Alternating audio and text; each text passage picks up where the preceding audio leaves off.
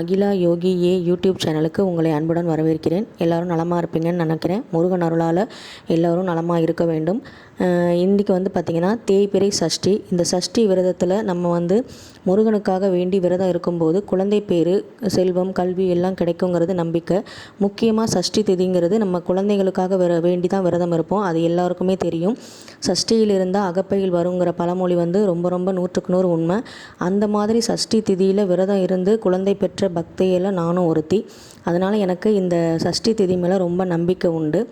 இந்த குழந்தை பேர் கிடைக்கிறதுக்காக நம்ம எப்படி சஷ்டி திதியில் விரதம் இருக்கோமோ அதே மாதிரி குழந்தை பிறந்த உடனே நோய் நொடி இல்லாமல் ஞானத்திலையும் அறிவிலையும் சிறந்து விளங்கணும். அடிக்கடி மருத்துவ செலவு குழந்தைக்கு ஏற்படக்கூடாது அப்படிங்கிறதுக்காக நாம் குழந்தைகளுக்காக வேண்டிக்குவோம். நிறைய பரிகாரம் செய்வோம். அதில் முக்கியமான ஒரு பரிகாரம் என்னென்னா குழந்தைய தத்து கொடுக்கறது. இந்த தத்து கொடுக்கறதுங்கிறது குழந்தைய கோயிலில் அப்படியே விட்டுட்டு வர்றது கிடையாது. குழந்தைக்காக வேண்டிக்கிட்டு அங்கே எந்த கோயிலுக்கு நம்ம தத்து கொடுக்குறோமோ அங்கே இருக்க பெரியவங்க சொல்கிறபடி, அங்கே இருக்க ஆச்சாரியார்கள் சொல்கிறபடி கேட்டு அந்த வழிபாட்டு முறைப்படி நம்ம தத்து கொடுக்கணும். அப்படி தத்து கொடுக்கும்போது அந்த குழந்தை இறைவனோட குழந்தையாக ஆகிடும். அந்த இறைவனோட குழந்தைய நம்ம வாங்கிட்டு நம்ம வளர்க்க போகிறோம். அப்போ இதுக்கு பாதுகாப்பாக யார் இருப்பாங்கன்னா இறைவன் தான் இருப்பாங்க.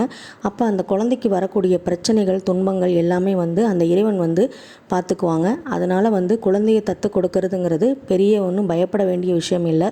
இது மாதிரி செஞ்சுட்டு அந்த குழந்தைய மாதத்துக்கு ஒரு தடவை அந்த கோயிலுக்கு போய் ஒரு பணிவிடை செய்ய சொல்லலாம், ஒரு நெய் விளக்கு ஏற்ற சொல்லலாம். இந்த மாதிரி அந்த கடவுளை போய் அடிக்கடி நம்ம பார்த்துட்டு வந்தாலே போதும். அந்த குழந்தைக்கு எந்த தீங்கும் ஏற்படாது. இது அனுபவ ரீதியாக நிறைய பேர் செஞ்சுக்கிட்டு இருப்பாங்க. சில பேருக்கு தெரியாமலும் இருக்கும். அதுக்காக தான் இந்த சஷ்டி திதியில் இந்த பதிவை கொடுத்தேன். சமீபத்தில் நான் ஒரு கோயிலுக்கு போகும்போது அங்கே முருகனோட வள்ளி தெய்வானை இருந்தாங்க. அதில் தெய்வானை அம்மா கையில் குழந்தை இருந்தது. இது மாதிரி நான் எங்கேயும் பார்த்ததில்ல. அதனால் அந்த நிர்வாகத்தில் இருக்கவங்கள்ட்ட கேட்கும்போது அவங்க என்ன சொன்னாங்கன்னா, இந்த முருகனுக்கு நீங்கள் குழந்தைய தத்து கொடுக்கும்போது அந்த குழந்தைய வளர்க்குறது ஃபுல்லாகவே தெய்வானை அம்மா தான். அதனால் அந்த குழந்தைங்களுக்கு வர ஆபத்துலேருந்து தெய்வானை அம்மா பாதுகாப்பாங்க அப்படின்னு சொன்னாங்க. இதை கேட்கும்போதே உடம்பு ஒரு நிமிஷம் செலுத்துச்சு. அந்த சிலையை பார்க்கும்போதும் ஆத்மார்த்தமாக இருந்தது. உங்களுக்கும் பிடிச்சிருந்துச்சுன்னா லைக் பண்ணுங்கள், கமெண்ட் பண்ணுங்கள், ஷேர் பண்ணுங்கள். தேங்க்யூ.